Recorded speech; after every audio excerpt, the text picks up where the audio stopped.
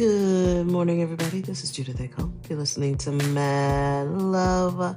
Let's get into it. So, Thomas Massie, the congressman from Kentucky, lost.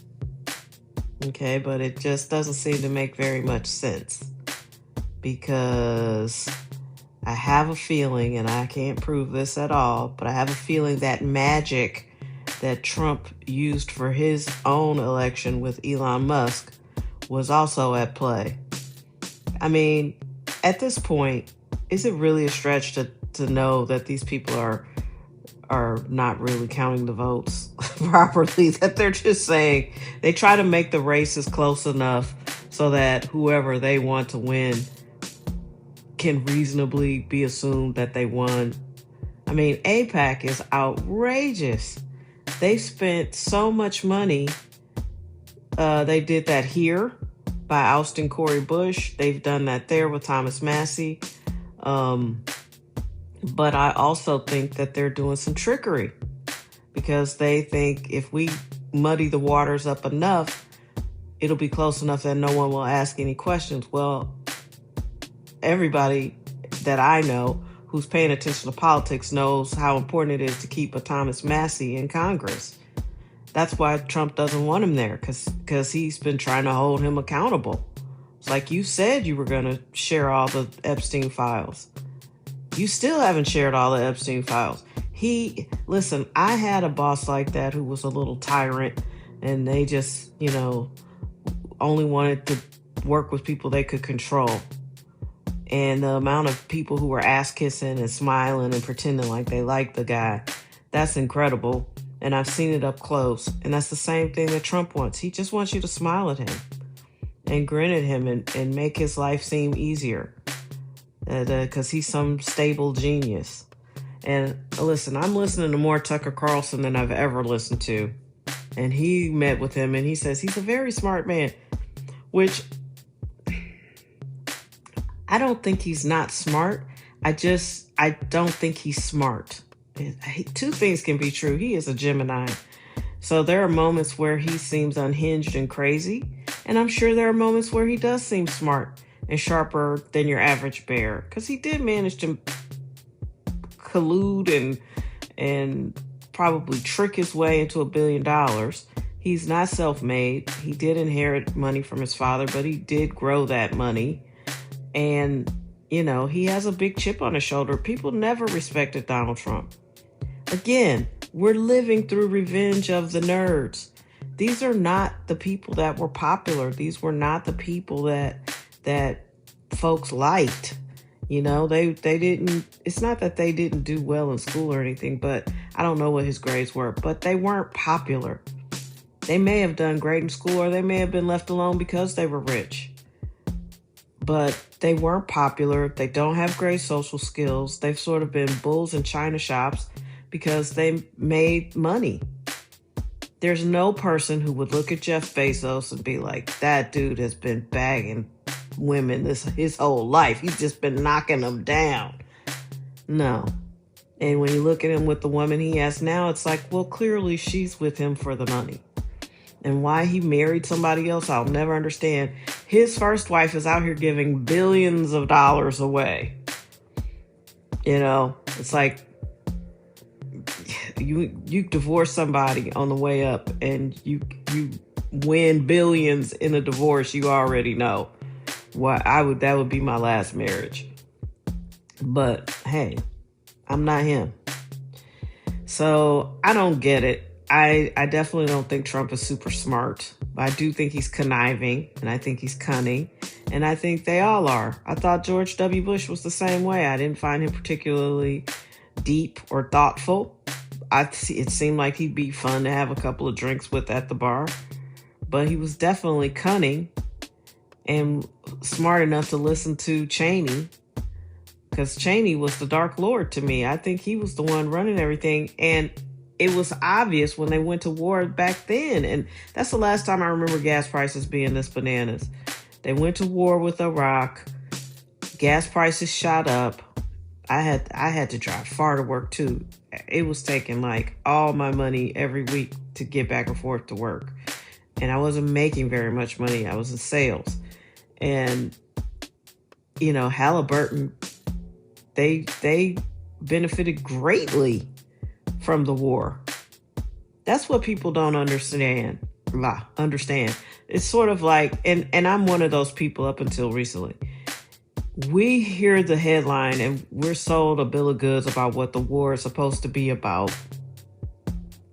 These companies that powerful people are invested in make all this money as these companies thrive because they are the companies of war. So they're sending off our young people and your kids and your grandkids to these wars, and they're filling their pockets because they're never ending. And then as soon as one seems like it might be over, they start another one. I just saw Zelensky's former press secretary, I think she was, on some podcast, and she's like, he never wants this war to end. He wants to keep getting money from the United States and all over the world. And we're in a weird time because Zelensky, his only qualifications to be president of Ukraine was that he played president of Ukraine on like a TV show. He's like a comedian or something. And I believe the United States government installed him in Ukraine.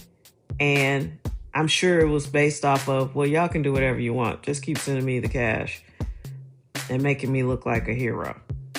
And because people are easily bought off. Newsflash. So yeah, I know I'm down a bunch of rabbit holes, but it's scary to think like none of this has been real. All these people these shadow families, these shadow governments, all these people who are really in charge, they're just making money hand over fist, manipulating us. And finally, people are starting to wake up and be like, look, I didn't ask for the world. I just want to be able to take care of my family, live comfortably, and do whatever it is I'm supposed to do here until I'm not. And now I have to decide whether we can do the family car trip because who can afford the fucking gas? You're going to have to ask, like, is this gas worthy? Should I drive all the way to wherever I'm trying to get to? Is it worth the price? I just don't understand. And it's like, at some point, Americans are going to wake up and for real be very angry. And you're going to realize that it doesn't matter what political party you vote for. It doesn't matter what your racial background is. Whoever has been running this whole thing, and I mean these people who are on the earth, who don't serve God, who watch all this suffering, who inflict all this suffering intentionally, we're going to wake up and realize they don't give a shit about any of us. And it doesn't matter what our backgrounds are. They've made us fight with each other because that just is easier. It's easier to control people who are mad at each other because it's way more of us than there are of them. And if we were to focus and stop being so pissed off about every little petty thing, I called this years ago. I was like, stop falling for it, Black people. Every time there's some inflammatory story, Black people go ham and get all upset and they screaming and protesting in the streets. And I'm like, they're just doing this on purpose to take you off the fact that you haven't gotten a raise in 6 years, or the cost of living raise you've been getting doesn't cover the cost of your living. It's all just been a distraction and smoke and mirrors. While they've got you out there protesting in the street, they're subtly raising the price to a new car of not even a luxury car to 40, 50 grand. Who can afford that? How are you going to be able to afford new car, your mortgage? Mom's memory is going.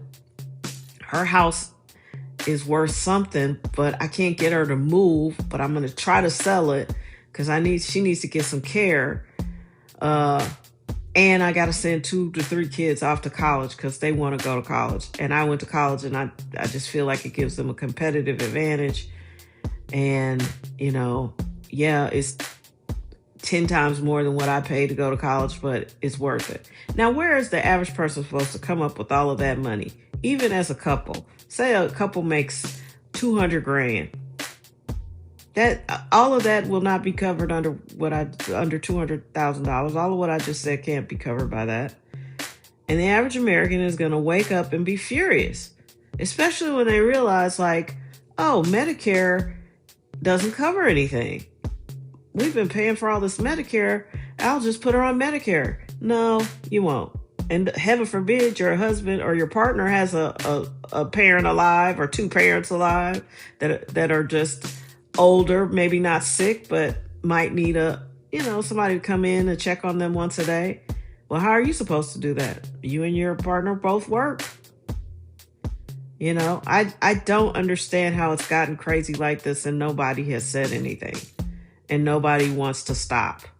When I suggested on TikTok that we just boycott Christmas to really, instead of doing like these one-off marches and one-off protests and we're going to boycott Target, I never stopped boycotting Target. I never started boycotting Target. I live in a city where there's only two choices. I don't always need 450, paper towels.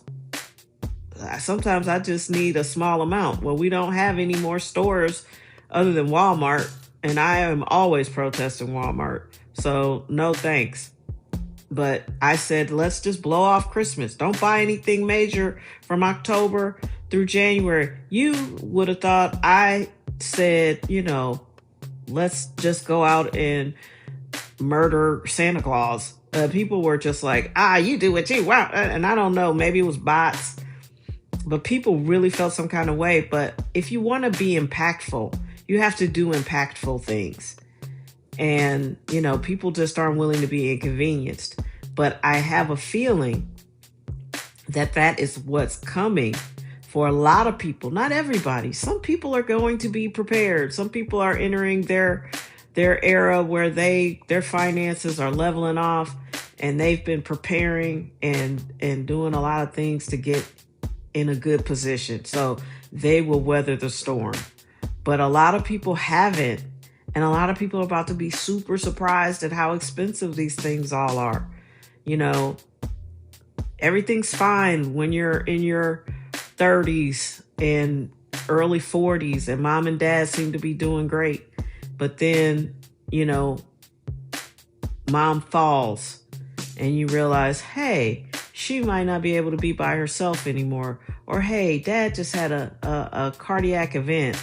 And he might need a caregiver, someone other than mom, because she's been taking care of him for a long time. And now they both seem a little run down.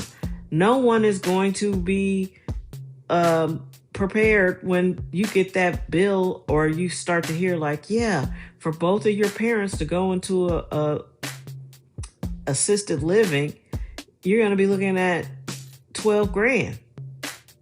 And they may or may not have it. But if they have it, that's your inheritance they're spending. This is what I don't think people are making the connections.